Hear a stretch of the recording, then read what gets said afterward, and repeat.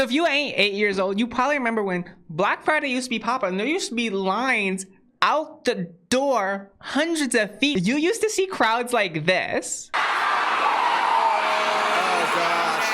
gosh. You see that? The amount of people waiting outside, as well as the fact they did not wait for the barricade to come up. They start rushing under. They start crawling under, getting on their fucking hands and knees at Urban Outfitters to get some jeans. Like, wow. But if you're familiar with times like that, you'll probably be thinking this year ain't the same. 2023's Black Friday is radically different than previous years. Like, according to this TikToker right here, outside these stores in the morning, it's completely empty. It's almost 9 o'clock. Tomorrow is Black Friday. We're outside of a Target, and do you notice anything different? There is no one here. Just like a decade ago, people was waiting outside starting the day before. People would camp out the entire night, like how people do for like concerts and stuff. It is radically different. And there's a couple reasons as to why. So first, we're gonna look at some of the business tactics that these corporations has been using. And a couple of them is pretty shady. So this TikToker right here analyzed the cost of this like 65-inch like QLED like 4K TV over the past couple months. So as you see right here, it says there's a 29% Black Friday deal. And now the price of $500. Now, first of all, if you grew up with like Black Friday being a thing, or even just remember going out on Black Friday, you'll find that's a stark contrast to what the deals used to be like. It used to be like 80% off. So what this TikToker found is actually a month before the whole like Black Friday time came around, the price was $549, to which they shot the price up to $700. Goes from $549 to $700 just for them to drop it down to $500. So that means there was no real deal. It went down $50, which is a stark contrast from 80% off like it used to be in previous years.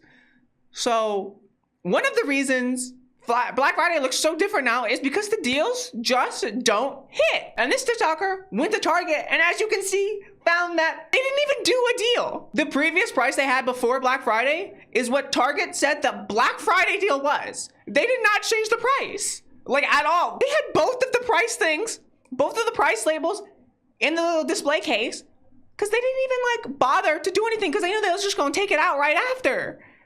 You see what I mean? The deals just don't hit no more. Yes, that is devious, especially the way they lie. Because that tricks your psychology into thinking there's a good deal, that there's some sort of FOMO that you might miss out on. You might miss out on something, right? And in the US, there is no consumer protection for this. Now, in the EU, yes, there is. This practice, I'm pretty sure, would be illegal. In the United States, perfectly legal, baby. Because all that matters is the almighty corporate dollar. But there's another reason why Black Friday looks radically different now than it used to. First of all, is consumer spending is at a weird place because, as far as you know, the US has a problem with consumerism.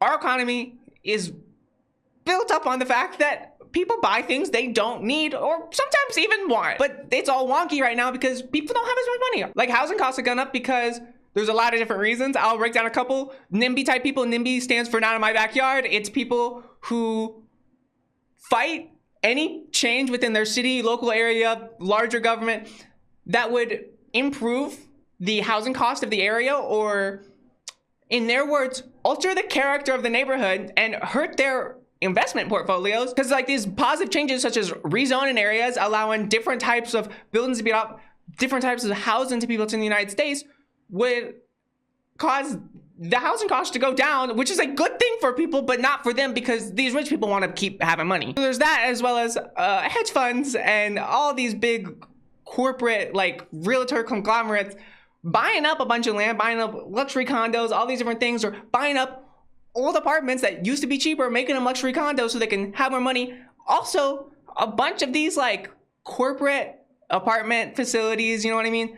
They will literally keep their apartment building half empty to drive up prices because they make more money with half the rooms empty and the jacked up housing cost than they do if it's affordable, you know, and they just fill up the entire building. So there's a lot of things going on as to why housing costs up, and when housing costs go up, it makes every other thing shoot up, as well as a global pandemic, which hurt the entire global economy, which then, you know, so we have a lot of things that affect the cost of living in the United States, as well as the fact that wages has been stagnant. It has not caught up with inflation or anything for a minute now. And that tied in with the fact there's a lot of people boycotting certain conglomerates and certain companies due to their pro-Israel sentiments, as well as actual funding and partaking in genocide. There's some people boycotting this year, but based on those two factors, such as people don't have as much money as well as a boycott going on, you would think that they would not make as much money this year, which is false. Actually, this year, the online sales for Black Friday went up 7.5% and hit a record $9.8 billion in the United States of America. And you see this is because of multiple different reasons. So first of all, buying something online is a lot easier. You don't have as much psychological things inhibiting you because you don't see all of the physical things in front of you, so you can load up that cart, as well as the fact that when you don't use actual cash, it's easier to burn a hole in your wallet.